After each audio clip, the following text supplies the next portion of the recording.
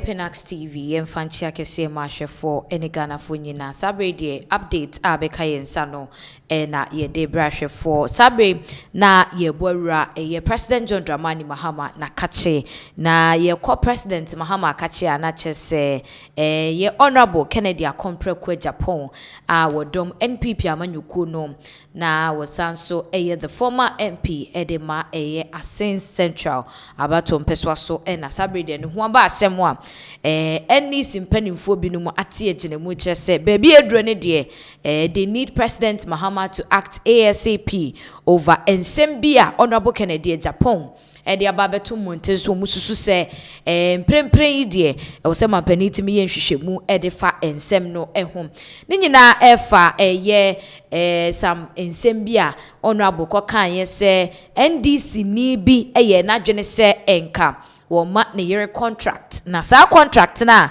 NDC ni no edema ne yere no de womu ne se ayese ifa ketwa beje kese ane enti contract ne na 58 million US dollars na wo se ne yere etua kickback upfront anase ebeka ne se bia emfasodia and a certain percentage of a yes 58 million US dollars. I shemu anache say is about 7%. And I was say Ken in the year no echiat and ne semwa Honorable Kennedy Agyapong dia babetuja. Now shemu people are taking it from the angle of the fact say Kamia say Ken is talking about the mere fact say some way somehow no NDC amanyuku ni mu nkrofo binomo are involving themselves in bribery and corruption because a contract sebi company bia betimi abede na se obi bebe dia na se mu susu se mo be se mudi mo obi a adenti na wo se nipa ne betua a certain percentage of that amount of money and sana mo the contract no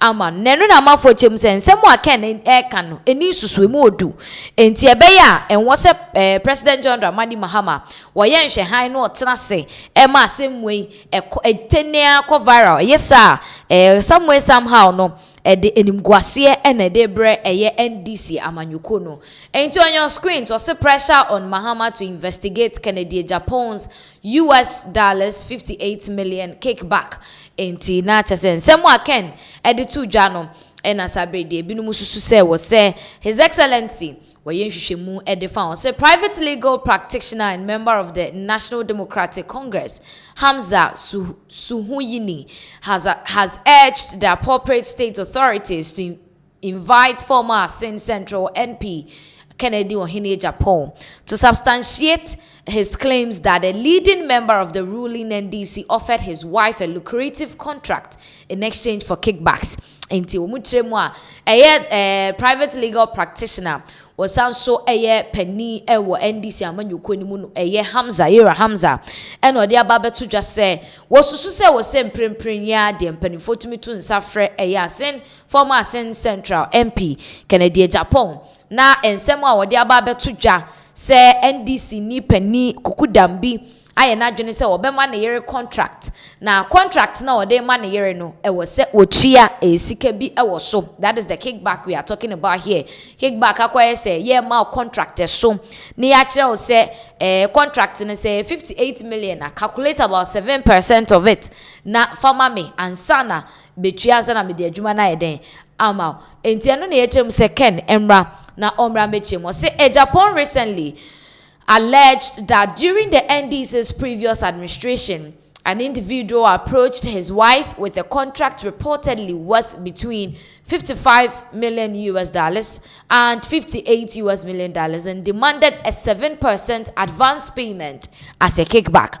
Into muchema said the edika kanu nan sentem ya and Honorable Kennedy Agyapong edebetu just say sabre no ana NDC abino ewo abemu no before President John Dramani was coming again obi ewo abemu anu NDC penipa wo ye na dwensen ko bema na year contract na so na wo send year etua 7% of the 58 million US dollars no na wode man ansa na wode adwuma no ama no enti se ni na akwakosi se kata hyehye ne proye bi ekoso ekoso ewo the previous administration under the National Democratic Congress. Na no na Yera Hamza achemu say and someone can kano say the ni susu na ni edu sifantino. E was say prempring the President John Dramani Mahama utumi freken on fan prove ni evidence bi owo ni emra. No fan be kire say asema wo kano no kre wontimi entenam framemu enka nsem bi sa envengu party no ehu fi. Na ye beko na yakoti ebra Yera Hamza suhuyini wode sansem we atuja na was say e was a president eni mpanimfo etimi etonsa edifreken yentie no embra.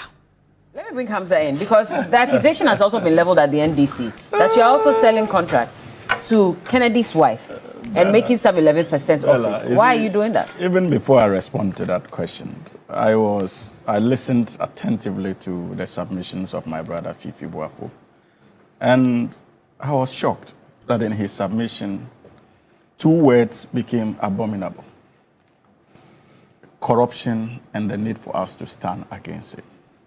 You see, this discussion and the concerns being raised by Ken, like you have indicated, are not just allegations against the National Democratic Congress and the New Patriotic Party or the NDC. It borders on the issues of corruption.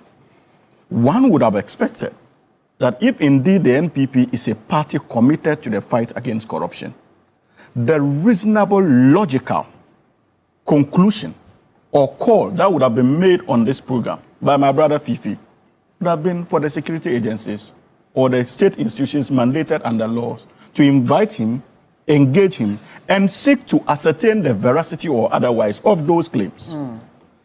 But some way, somehow, because he believes that these are not just allegations, maybe Ken is carrying around, he's quite reluctant, or he was quite reluctant in making that call. Now, secondly, and this is not new, we also, prior to the 2016 general election, how the NPP and their flag bearer now went to town with the words on the economy. And for about 4 years in office, that word became abominable as far as their political balance was concerned. Today, corruption is also another word that appears heavy on the lips of the NPP because of their conducts in office. And for me, that convenient attempt to move the discussion away from corruption to the discourse that we had over last week in relation to Afari and the other hospitals clearly demonstrates the discomfort of the NPP as far as the corruption debate is concerned. And you see, Bella, I listened to my brother. An excellent job in terms of responding to that attempted deviation. So I'm not going to waste time on that. But on the subject matter of Ken and what he has said, ordinarily, as a communicator of the National Democratic Congress, this would have been an easy job for us. No political party would take for granted such a bone thrown by their own opponents, especially against his own political party. But you see, this NDC is different. This new NDC John Dramani Mahama has helped shape is different. For us, it is not just about the messages being carried on our media networks. It is also about the conveyor belts of those messages. Those who churn out those messages. Bella, we do not need Ken Agyapong to tell us that the NPP was corrupt. Even these allegations he's making about the 10%, in power, those allegations came up. There were allegations that even to see His Excellency President Nana Addo Dankwa Akufo-Addo, monies had to be paid. Are you referring to the cash for seats? Yes. Okay. So we don't need Ken Agyapong to conveniently now seeking to occupy them high political moral ground. Now tell us that, look, my people were doing A, B, and C, and D. The problem facing Ghana's political class and our politics and our democracy is one rooted in dishonesty and fake love for the country. And the likes of Ken Agyapong characterize that symbol of politics that we all must condemn. And I'll demonstrate why. That what, he has a fake love for the country? Yes, and I'll demonstrate why. When the NPP was in power, And the likes of Anas Armiya Anas, the likes of the late Ahmed Swale stood up in defense of our democracy, in search of accountability. It was the Honorable Kennedy Ohene Agyapong who stood against that fight. He became the bulwark of the NPP against accountability. Does he think that we have forgotten? Where was this newfound love for country? At the time it mattered the most. What were his comments? When in less than 1 year in office, the NPP and Nana Addo Dankwa Akufo-Addo and that of Dr. Mahmoud Bawumia decided to shortchange the good people of this country in relation to our electricity company of Ghana by giving it to their cronies, PDS. Where was he? Where was Ken Ohene Agyapong in the moving Pinax matter? Did he ever speak on any of these issues? But the voices that stood for accountability were risen against by Kennedy Ohene Agyapong, using his media empire to stifle accountability in this country. We have not forgotten that. And for many of us, and that's why I'm telling you that this new NDC is different. This is not a political party that he can simply hoodwink and get to sing his tune. Because he's unhappy with his party, the NPP. No, this NDC will not fall for that. That is a yen Semwayura Hamza Ediatuja. We are just hoping, say President John Dramani Mahama will be same way na Omayin Shishimu as to how true and same way ete with regards to this issue. Now, young consent for eso in Semwa Eba no Efa the former Chief Justice Mahama get through Tokonu home. Yenina yenim se mami petitions be echo mu my so president at a committee womutina nensem no so ema umu eyi no edifree the Chief Justice position ewo Ghana hanum eseya mene wo kase die akotwetwe nsem bebre aba na na yenim se nka ma me getru tokonu obegya nsem no emu ama no aka nanso wode nsem ne ekodan the ECOWAS court na ena mene wo kase ECOWAS court de wo mu nsem bia ba beto dwakire mu a maame no ne nsem a wode ba concerning Ghana ruling against her no her suspension as the Chief Justice no sebe wo mu dismisses allegation based on the fact say wo mo enya any concrete evidence bia amfam back the claims are mama get to tokonu di buy on your screens or say ECOWAS court dismisses all allegations by Gertrude Tokonu against Ghana over her suspension and removal from office as Chief Justice. Inti Mami Gertrude Tokonu dwania wo dwane ye kodan ECOWAS court no wo mo abo asem no egua wo mo chire mu dia the evidence a wo de koye no enye strong enough to prove say sebe kwanya omo fa so a wo mo ediyi no efri the position as the Chief Justice no entwa yie anase wo mo etia the fundamental human right eso na enchemu a ECOWAS for anase ECOWAS court the eba no the ebeto screens no eso the amount based on the complaints any ade ma me get to talk no the koye enti we sha highlight eniema ohunu say anko year she feels like she should be reinstated again as the Chief Justice of Ghana until say ebia ECOWAS betina nsem so fully no mayo mo investigations the afa asem no so on your screen so see points by ECOWAS court enti say the right to fair hearing starts when the 5-member committee was constituted, not a prima facie determination by the President and Council of State. The court therefore doesn't grant that relief, hence dismissed. Enti, when we mami get to take on the course, yeah, man, fair hearing from the beginning of the committee stage. Almost when we more per document I call no. Not just a say hearing only begins when the 5-member committee ni yate. And when president and the rest were discussing and going about the issues, and yet sebe the starting of the committee hearing into so say they didn't give a fair hearing according to ECOWAS court and tasumu into a more dismissing. Now see the prima facie is a filtering mechanism. So the applicant assertion that she was not given the reason is dismissed. Na say another case what they call say need to explain the prima facie decision in details. Into sa prima facie yeah course no. Na ka see a church mu de che ne ade but per ECOWAS so hwehwemu no mo hu ne say na enu ba bia sebe na wo se wo mo ko church nsem mu e de che no at that point in time, and I say at that stage of the issue proceeding and also Omabuagu. Now see the assertion that former Chief Justice Tokonu and her counsel were not allowed to fully participate in the committee's hearing is not supported by the proceedings from the committee. That is dismissed. And to Osaka say or no any lawyer for they didn't give them the opportunity to participate in the committee's hearing. Then I echo what Secha say, per their reviews and records, no, or mwenya evidence be a say, sebe, or more that opportunity, no, and they didn't allow them to participate in the committee's hearing in Tienonso or more abo egu. So you realize that some of the cases are now points out. Mame Gertrude Tokonu equal level here against Ghana and the judges for Mutina Nensem Nasono.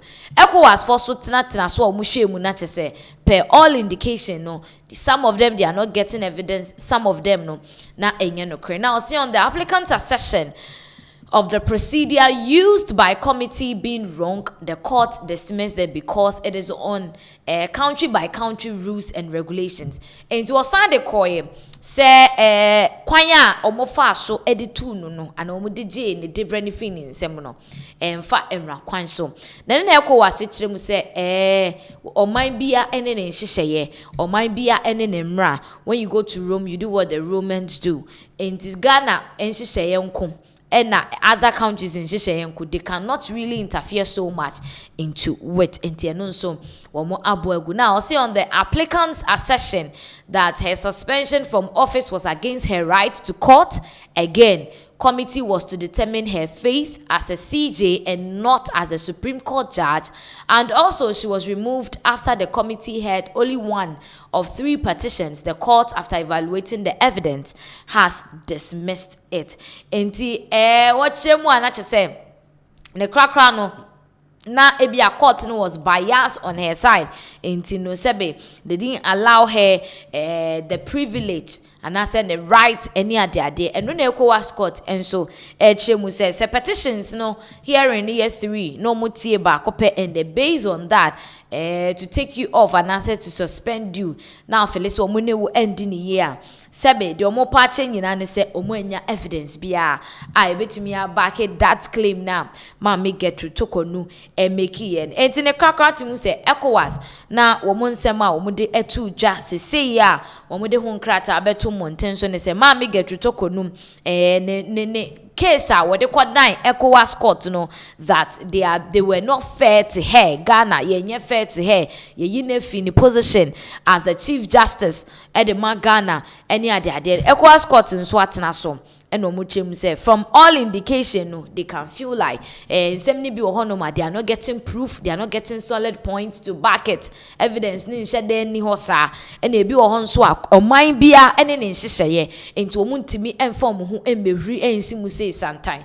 Now see that believes that it will be absurd to say she can be removed as Chief Justice and still remain a Justice of the Supreme Court. It is therefore dismissed. Entinanka wo hwe kwan sem enka yeyi na free debre as Chief Justice no obeko so anso ayeden aye can saying the a justice in the court but enunso no aye saying mutete and found this, so at least they should give her that privilege. ECOWAS abo enunso egu on the fact say oman bia ene ne hyehyeye oman bia ene emra omo ediye adwuma.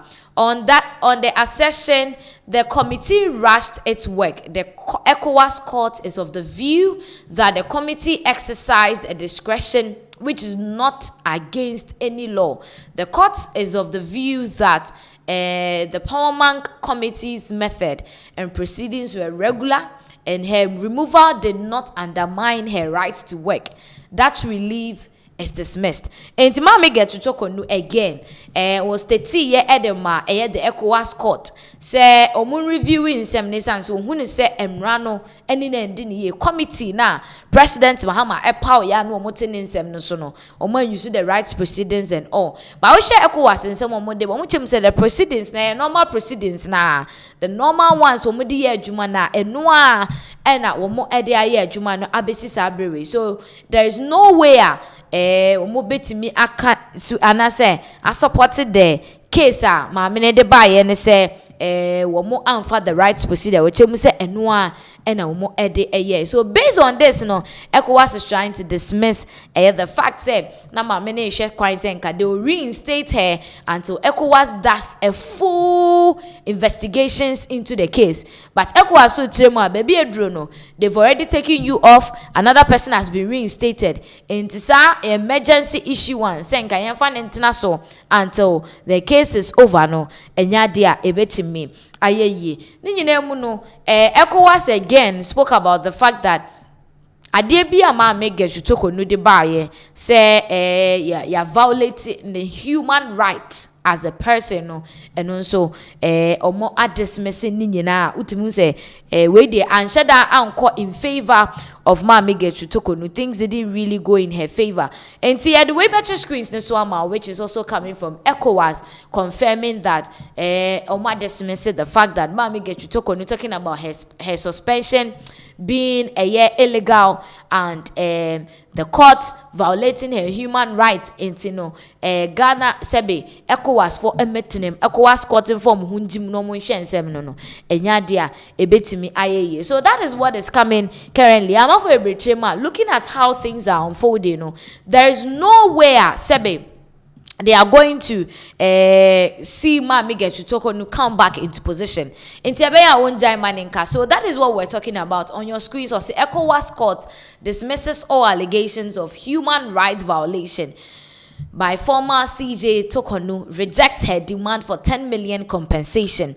And to adin semne ekwadan ECOWAS no person watch say ECOWAS entimin pe kwan bi so na wo mo compensating of 10 million, that is Ghana anase Ghana ban compensating of 10 million dollars compensation and ECOWAS for HM say wo ma bon sem no egu or say ECOWAS court dismisses allegation of violation of human rights and all relieves into no enwasem na ye kanti ade bia na ma me get to toko nu hwe kwan say ECOWAS for begia ma no sika ne ade ne position ne back no based on omunso mo findings any ade ne they believe say ebi ensem ne be evidence enye substantial into omo entimi enye ne sa emfa emma. It's quite unfortunate say abano sa. Now ye free some way so na yen kopie mu ewo the western region of Ghana na eho na the second Takrade Metropolitan womo ensa aso abrante bia wedi mfinhye dwonu nson emu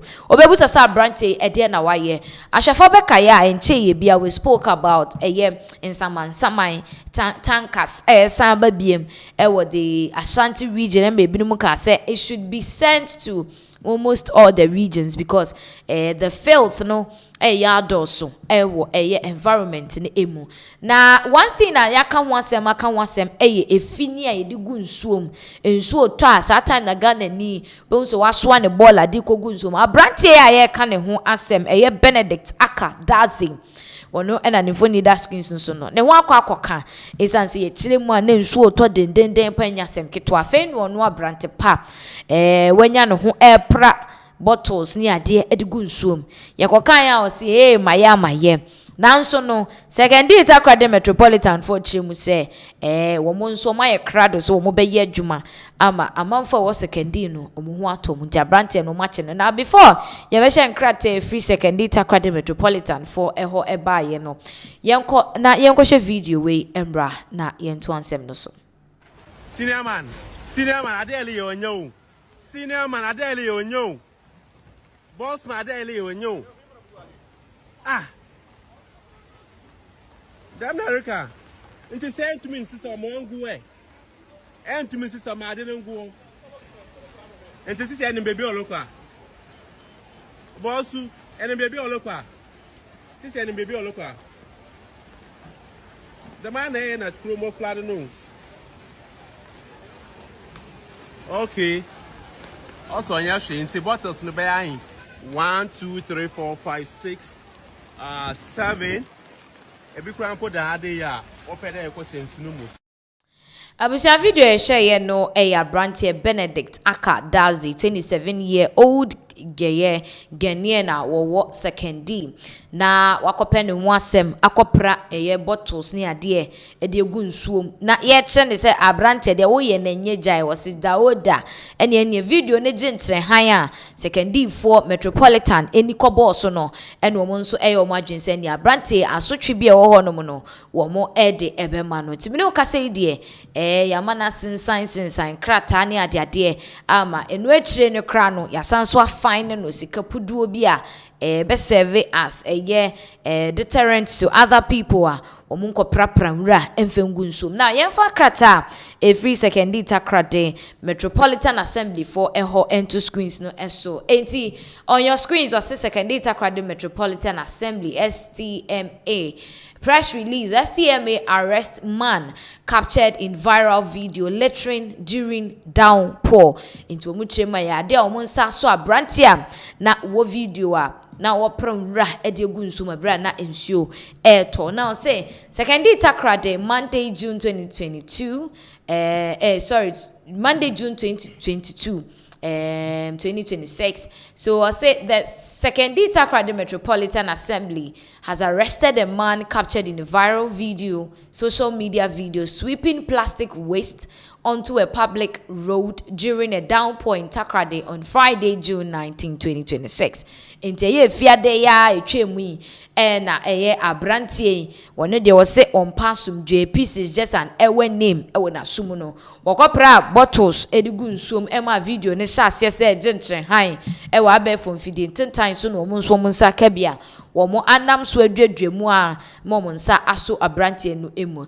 The culprit identified as 27-year-old Benedict Aka Dazi was arrested by the environmental health officers of the assembly on Monday, June 22, 2026.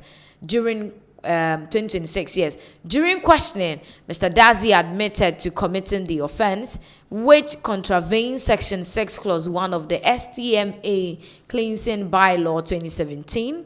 And to omu echema abrantie no edimfinhua eduonu nson ne din ede Benedict Akadase na environmental health officers for no a omu ewo assembly ho ene omu duemu a ekoche no na omu toto abrantie na no ebro omu che no ene onu a esi su pc su tase no kre video no onu a na na ewo mu bone no onu a ene di ya eno nso de etia emra STMA eho or say which says that a person who throws litter, refuse or other matter that may cause a nuisance or block the free passage of water running in gutters or drains commit an offense. It's a mrana omudi ya jumani chidemwa obi a wonim na odi nrura begu nsuo mu ni ade na nrura no sebe ede ohaw beba ana sebe bia nsuo kwan eda na se osi nsuo fa no sebe ebe wiase na nsuo no entimi nkwa se nipa no waye bone.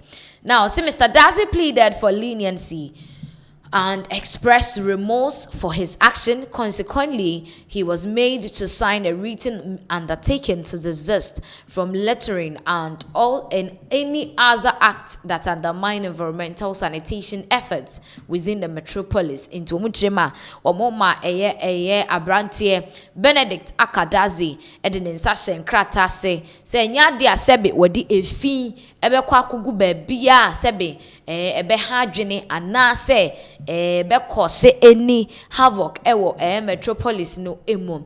Now in addition, he was issued a spot fine of 1,200 Ghana cedis in accordance with the Assembly Sanitation Enforcement procedures.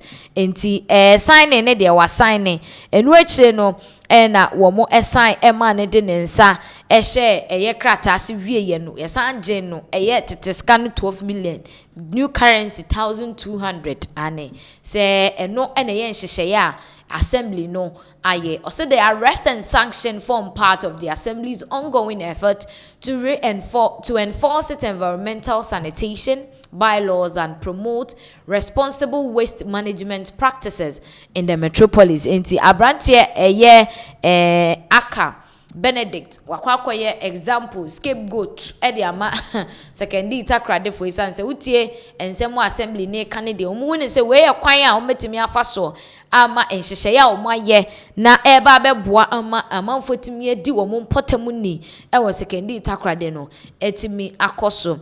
The public is therefore cautioned against indiscriminate disposal of waste. Offenders will be prosecuted or sanctioned in accordance with the Assembly's bylaws and regulations. Enti ninyina ene se no womo ebo bia kokko.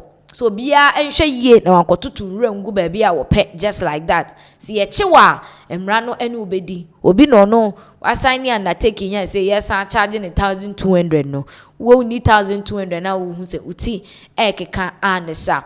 Now so businesses and households are further encouraged to support the Assembly Solid Waste Management Initiative by acquiring the appropriate plastic refuse containers and register with the authorized service providers to collect and properly dispose of their waste. Into muchema se we adwumekuo na o sekendi takrade mpotemu ho fie ho te sabro no so a ke woni se assembly ne se wo mayen hyehye ya wo mo ede bins any ade ebesi mankrofo se be mbetimi di munura ye den agumu je krata ni bi sign na nso gibi na nkohwehwe nre ngu nsuom ne gata mu ni ade na emfa ohaw emba.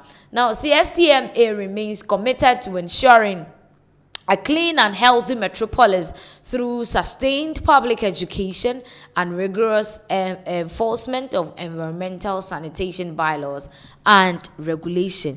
Inti sekendi takrade metropolis na umude sakrata we ababeto dwa umuche mu se de omani abre papa enti no bia enye na famu de se de be ya omu betimi edi brono no sunni na afenso omu so omu de ometimi aye se ombe ye nkyerɛkyerɛ edi ama nkrofo na omatimi ejai bola omututu gu baabi basa na afenso beto na eyiri na ebuka fa so fa nkrofo no omu eye ne sa na omatimi abre ano ase. So right now no utimu say they are setting the record straight na obi ansa nkwankofo into that. And Ghana for Ebrea are impressed with this initiative. Say video ne go viral no ebinum twema na kyese wo makoma pa ejig brim because o ya de no obi kyel sa de na wo ye ne enye na still wuguso ye kyese wo de won te ye kra no na sebe abanya na se mpanifo ntimi anya wo hwe a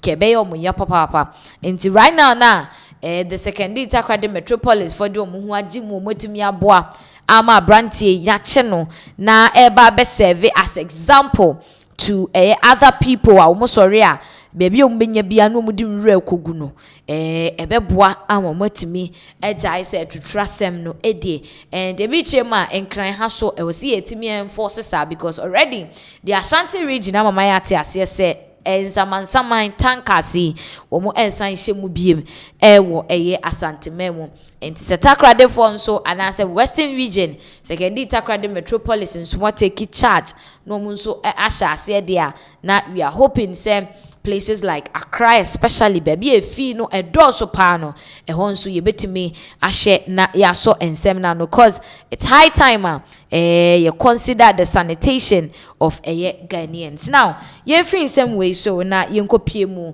the movie industry no emu there is a new beef alert asabi ababeto apono so na entokwa we for Atemuda and Don Little emienu entem na nipa wodi kan be breaking the news on the internet about this whole issue no Don Little chire mu anache se wato nsa frɛ Atemuda se wombra na womra ne set so no muntwase na ni ade Atemuda chire mu a wo beje ne 5,000 per day na se edewia no 5,000 tiska 50 million na no na Don Little chire mu a we de wogitu mu a enye ye because ebra Atemuda free takrade be pie mu won kran hanom emmoa wode abo Atemuda the support na ne edru no so se wonu nso ehia mmoa sebe Atemuda kire ne se obeje 5,000 a day dia na okoya na se obaye no wa memene fini ebufuo na Don Little ababeto anyampia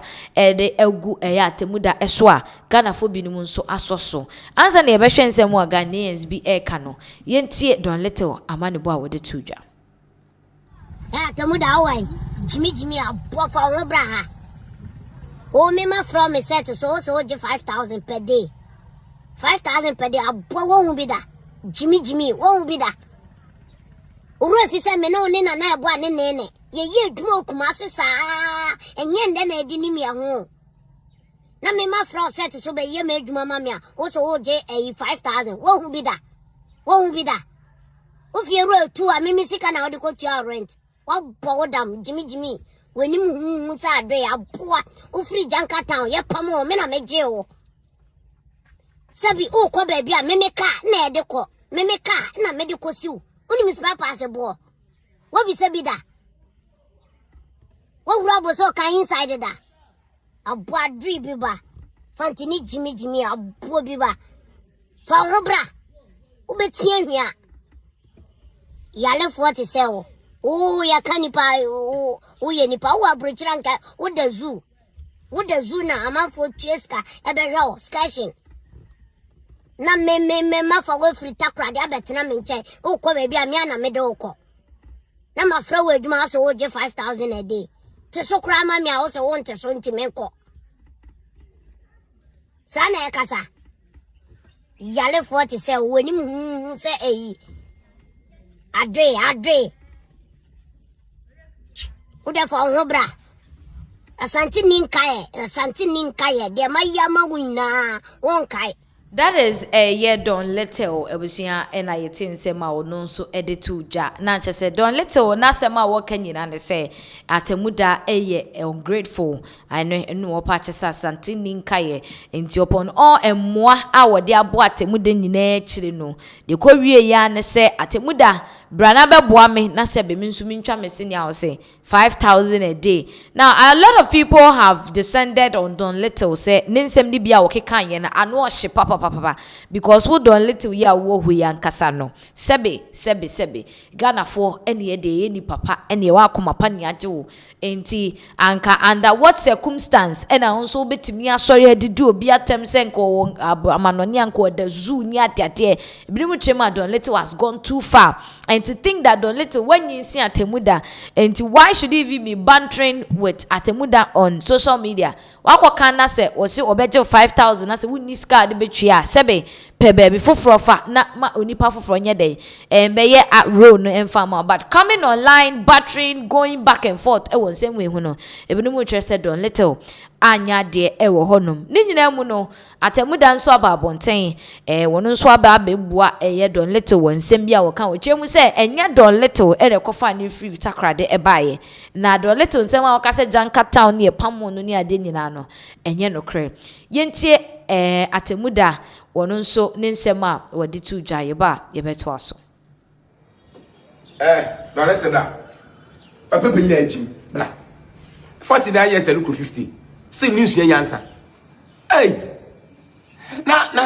no any accident how na me fit takrade e de me back here was akim ojanka town one was akim papa I'm better so many years and say me baby shia umpo me better actually and say na how don me baby shia what are you talking about o ka na me trim na we di gwa num mpo ka no po don't compensate me because o ka na me tem nkompa na me do to esene ma me tim no abuofunu obi ala drive ya kire edu ba bia kire so liginem tire beli to bicycle bele awa hey we sit at a park ayimeye dey what's later one more din foforo wada ama what are you talking about there abu anwana eto di ba ma me dia Jacob be me ko di mpo yo bi no tua kawo awu na tua mkwati amete wo benyin ketekete de ayi prayer wa abudo ina abade una la asem masa epe bifu abi bifu ne de mede ya siu na do mede ya mu na angwa na mido nti man try de baba ba kekan kwase asem anyin na sue yansa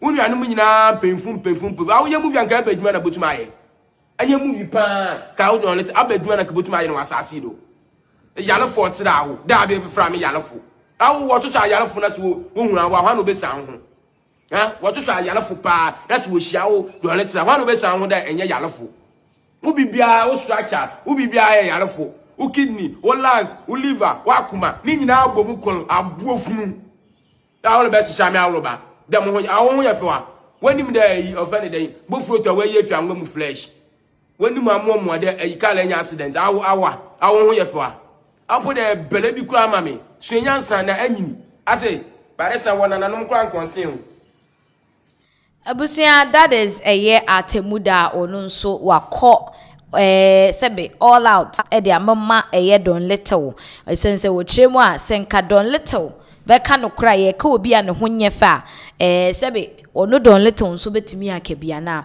And this back and forth, no, which means say, amafo bebre any engine who a bit chemwa. The best thing anka at a muda with me a card and as will bet me at chiremu, Amadon little when you're the huntias and say, way a business, way a juma, and tibia, a jumana me yeno, mint so, and untina man to swam on like they should go on a consensus rather than coming on social media. Now, or more air to a young piania dear edema or more internet and say, is unnecessary. Some two are saying say idea koso wo year the movie industry nimu people help one another ebinumu bu ebinum so edu so said they would also pay back and also be boa their fellow colleagues na afi omo their danisi kasem enti ebi chema don little sabi omo tene sentiment ne yawa o femu no ase se wo boa obi na sabi at the end of the day no onu so ntimi amoa obi ansha na ya na say wentimi mpo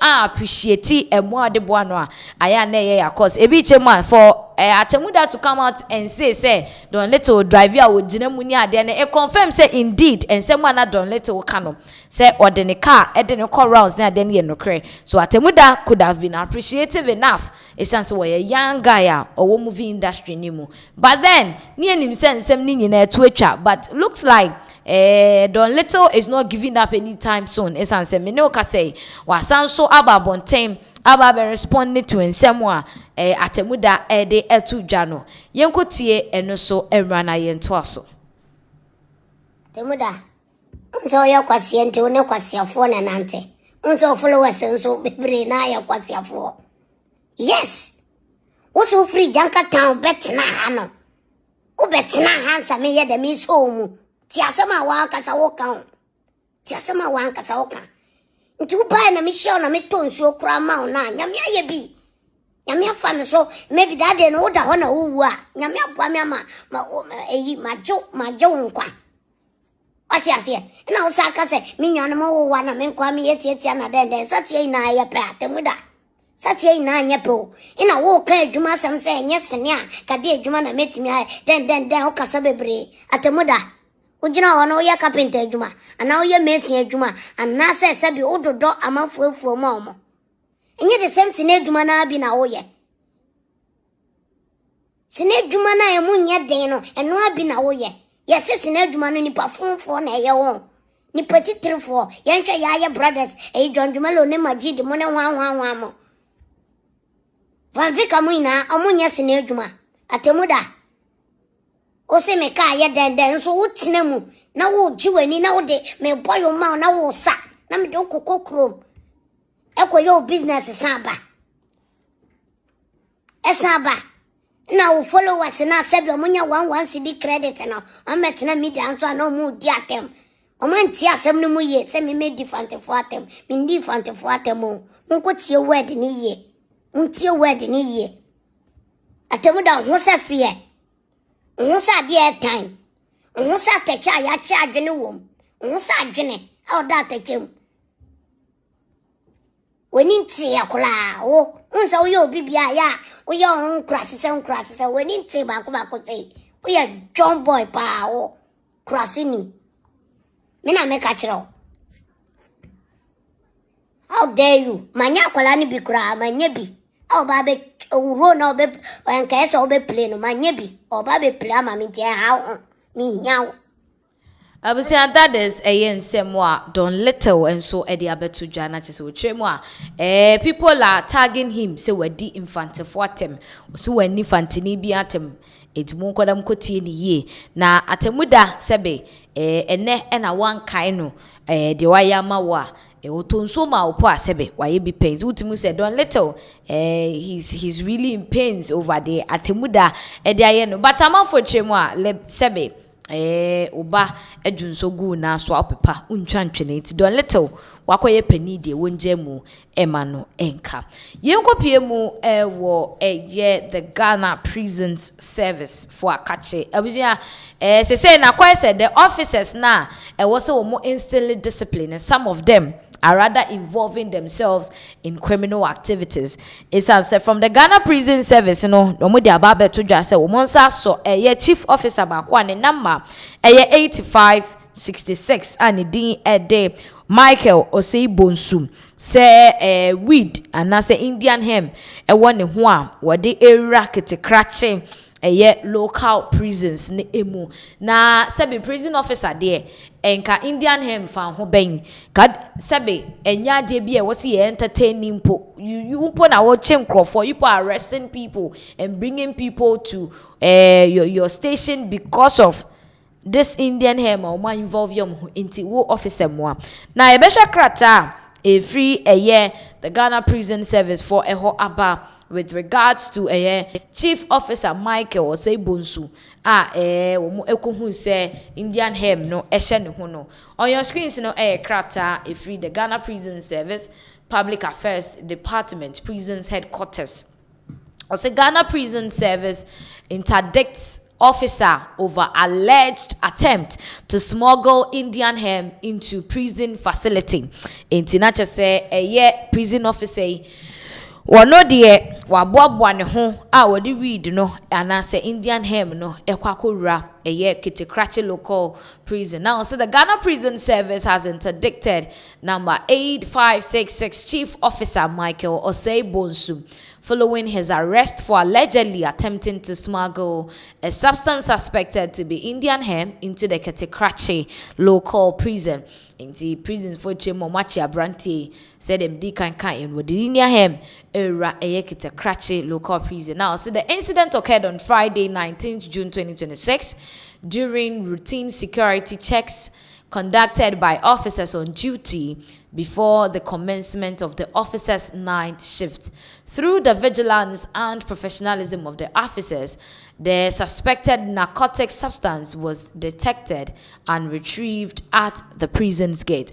Into muchemo ifiade etwemu ya no na asasem we esiye na esiabra na normal checks koso officers for ne no koso ansana enwumrefo nso abedi omudwuma no na sanhwehwemu we koso no mukohu se Indian hemp and as a substance we no ewo prison's gate ehonom. Now the officer was immediately handed over to the Kitikrachi District Prison, District Police for further investigation. He was subsequently arraigned before the Kitikrachi District Magistrate Court and has been remanded into custody for 2 weeks. The case has been adjourned to 8th July 2026 into Muchema. Omoche nepe enomude no ekoda in Kitikrachi District Police so munye hwehwemu. Omode na akopie mu ewo Kitikrachi District Magistrate Court a me ka say they are remanded no na watchemienu. Case no omobeto aso a and the 8th July and ombekwa akotena asem no so ebiem.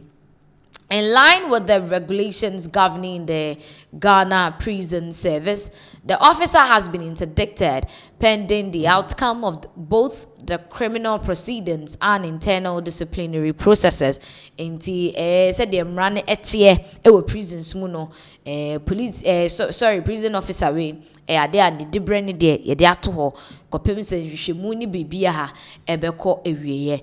The Ghana Prison Service wishes to assure the general public that it maintains a zero tolerance policy towards drug-related offenses and other contrabands, including mobile phones.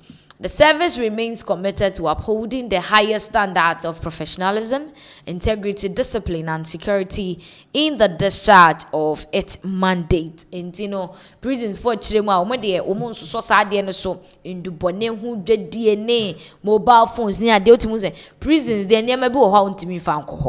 Enti eto de bia ubetiti bi no ne movies mo say prisons officers ni bi okro mo boa the prisoners niama bi omo de kwamba ma omo ni ade omo chemo omo de omo nsuso so ejuma no wo ye wo say wo ye ne krojin wo de discipline integrity na wo de ye ejuma now say the service commends the officers whose alertness and dedication led to the detection of the suspected contraband and reiterates its determination to prevent the introduction of prohibited items into prison establishments across the country.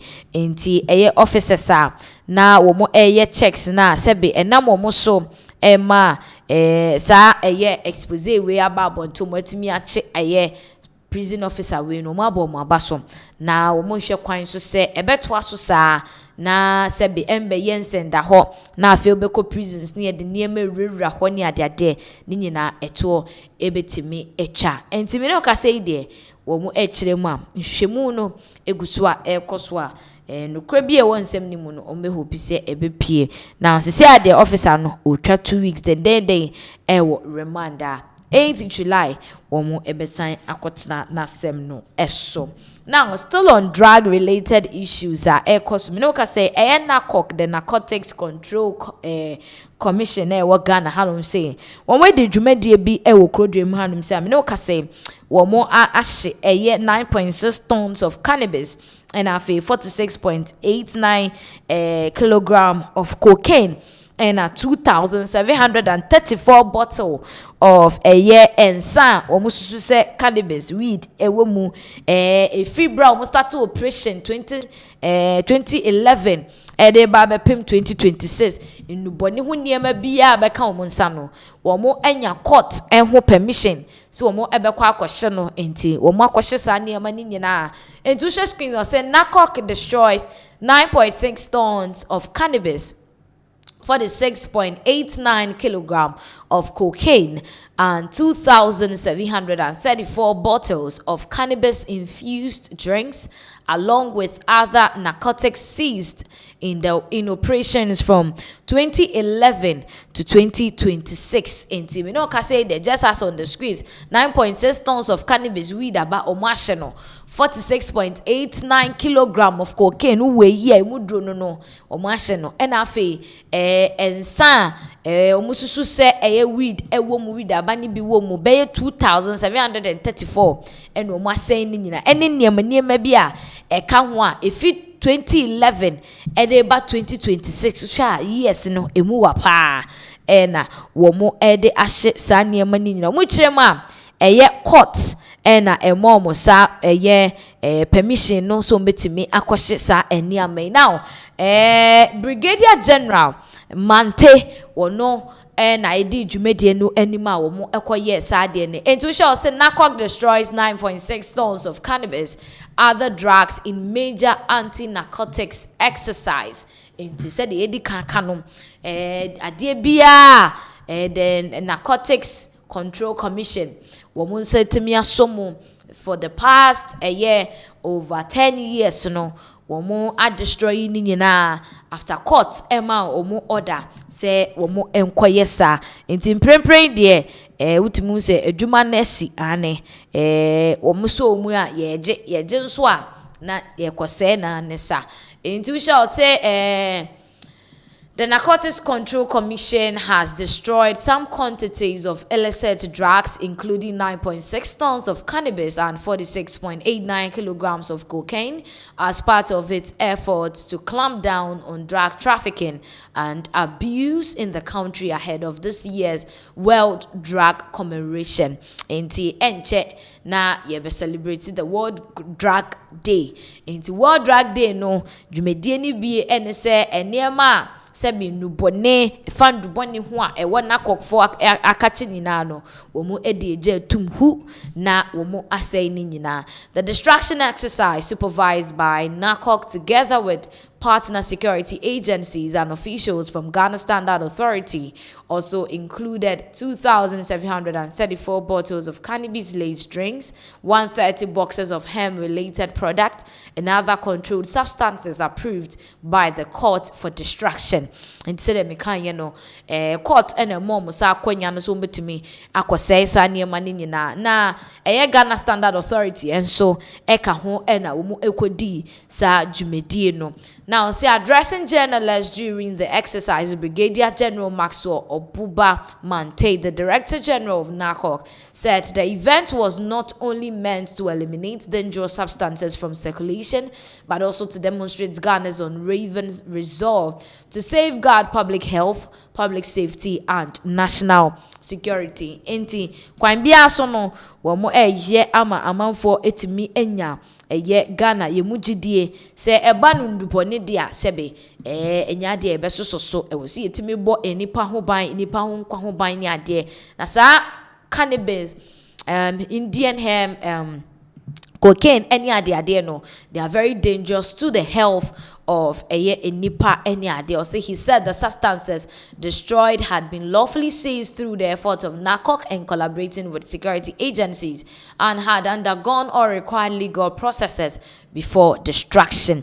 Inti ansa no mo behye no emra no se de emra no ehye ede amom no eno eno mo adi so pepepa wo mo ede asay eye induboni we enti ene de de aba beto apono so eno no yenkopie mu ewo ewutu senya east na yekọ ewutu senya east a eho na mrahye bedwani ewo honom eye Phyllis honorable Phyllis na koyo ewo na for some time now no there've been a lot of chaos and misunderstanding ewo ewutu senya east enya semketwa between the NDC, the ruling party no more honom no, from the head of the NDC branch which is Senya East to the MP no to say niema koso den wo muntemu a enye asem ketwa na enumu ena nansentem beto odwa se the chairman Ra Steven Ofosu Ejare wako grant interview akoka se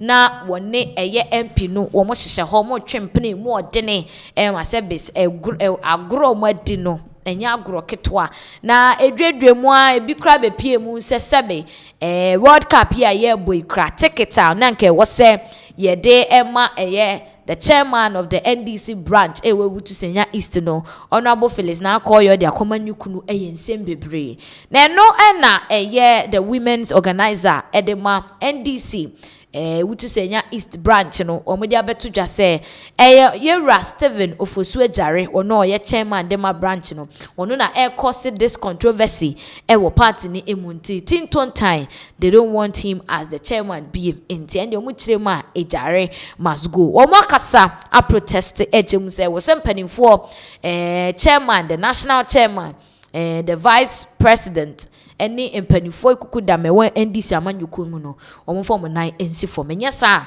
enya dia omo beti asem de ewutu senya East yenkwohwe video we embra national unity sama nya bibi afawo ayama wo 7 days ye be ye ho fi e ko to me say ye da sorry ya ye ti odi obi ene na mu wie mu say yam papa Stephen Ofosu Ejare a wo ye constituency chairman ya yen emai ni ye de ne ba power odi obi abeto so say yem maame ye MP papa ba ko Phyllis na koyo okuno yem papa Stephen Ofosu Ejare a ye de ne ba power say constituency chairman say wodi ye maame Phyllis na koyo one na ye empamu agro a ye nso so a ye mma a ye delegates a ye de omu nyina ba power ye nimu say enye nokre na say mpo aye nokre mpo a yan de na nka ye nimu say enkwala nketenkete mpo sa asem we nka omu na omu beka na nka nkonkoye say ye papa ana ye leader a woda ya no a nka wokasa ye nyina ye tie no na no na asasem we ego se efiri ba enti sa asamo a ye papa ye chairman Stephen Ofosu Ejare ode ba betu udwa audio we ya me kasai uko various social media asamo na duru ho enti se si aye opponent stations ni nyina duha ena no pa we aye obatampa station omubusu bo sa audio no enti se si anu sempemfo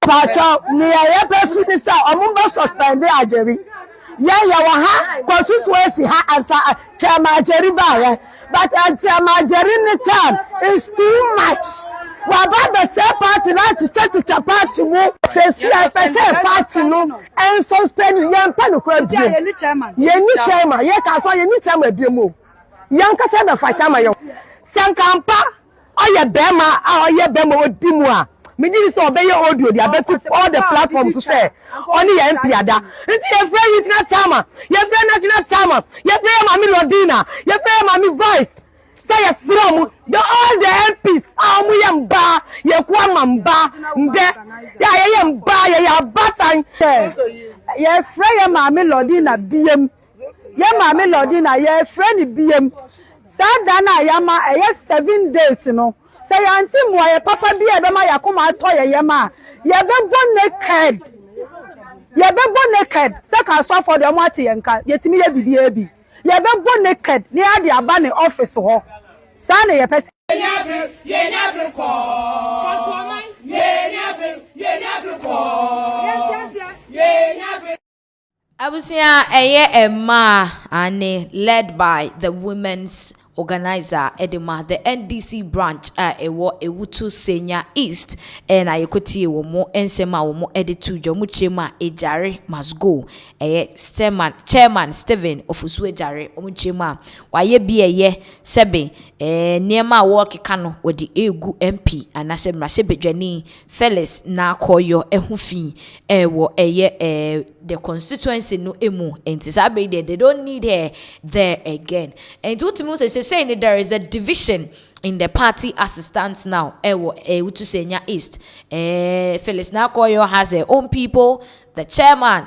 Steven Ofusue Jare ononso ne own people sebe wo mo tiny chi intin papemu enya aba party ni mu area ya ha dwene wo empotemu ho. Now the chairman in question era Steven Ofusue Jare ono agasa otu nenum tu kasaye echese utimu say he really has issues with honorable Felix Nakoyo na yebekwa akotie ono nso ne nchechiremu a wode ama nsem a ekoso wo the NDC ewutu Senior East branch no emu yebeto ansem ne so me kacha mati na Nakoyo no me girlfriend me can't win yama, me can't tender, me can't boku, mopa moment move be a person, me co videos, or me co radio station. My boy life actually be I say yes, Nakoyo no me girlfriend. Ah, na be dino. What I say? Now and some what audio no. Good morning. For the Sabusa for the California title for more platforms. Chairman Stephen Pusojare and I'm a digital chairman. Me make a platform you should that. But because I must be nipa me nipa moja ewo memu me wo yere ewo mba na platform esu de bia eguma anim ase ne yese ne mafi eguma anim ase yese ne maguma anim ase ba na Nakoyo ekunu Yusuf osu sido accounts Clifford ai or platform esu be kan se bia odipa kono ye nyini mfiso ye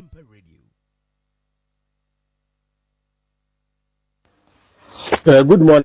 Na obabe guma ni mase na ma say na ma di party sika na ma say chale me mo sika de da o 2016 you lose election na ho yaw na me de beji positions in be pecha ma yadi a planes na so be bo party no ma be bo party no sa be mpu na Nakoyo na minimum no even 2017 na Nakoyo na minimum no 2018 June ye kokoto constituency election na me di ho na Nakoyo na me ba chairman mpu no Nakoyo no ginsemi we campaign ma chairman Habib ba ye wie no oba me nche be pa me cho ene me be ye fine me kacha mati Nakoyo no me girlfriend me can't win yama me ka tender me ka no boku mo pa mo me dua bia mo person me ko videos o me ko radio station ma bodua live actually be say yes Nakoyo no me girlfriend na be di no what I say na edipa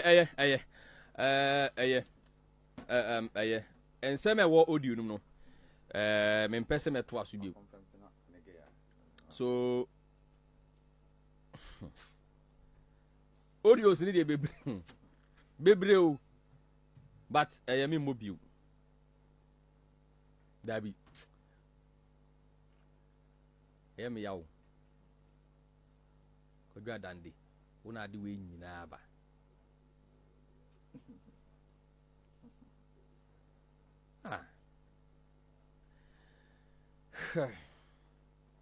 kojo asem mpeni pa o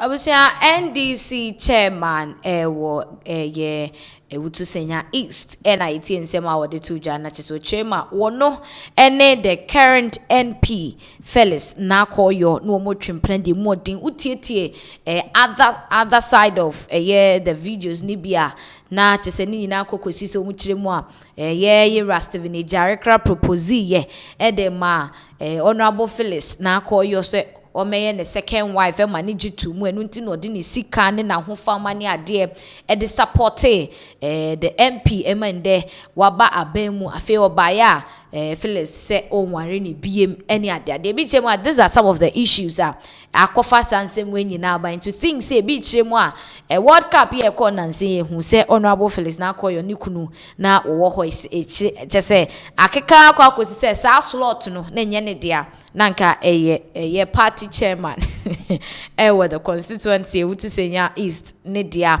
na akodi ne kunu ho enti ni nyina aka ho bi na sansem we nyina eba ama we share conversation now say no ebi chem say the likelihood say Phyllis Nakoyo would even go for a second term we wutu senya East no ahode no ofem is looking at the division ne menteme ho ase ne ade a ekoso wo constituency no emu no enya ade a ehye enkran now yenkwohwe video we emra na yentoa ensem no so afede what's MP enya wutu senya East already o yenchi kwa yilem become a child. Okay, can Aya mo MP. Honorable Felix. One time. Now call you. Who dey 2020 we dey mebisi. Wasa, mama cho. Me dey ma ho odi, anim ni ndie o, ani sika club no be support to party no. Sabi obi ama me down. Enti me meti wo no, utu me kire me say party na me maku me homa party na ba power no. E go position, e dey juma. Okay. Because of who self interest. I said you get you very careful. Omo dey chomo tudofo.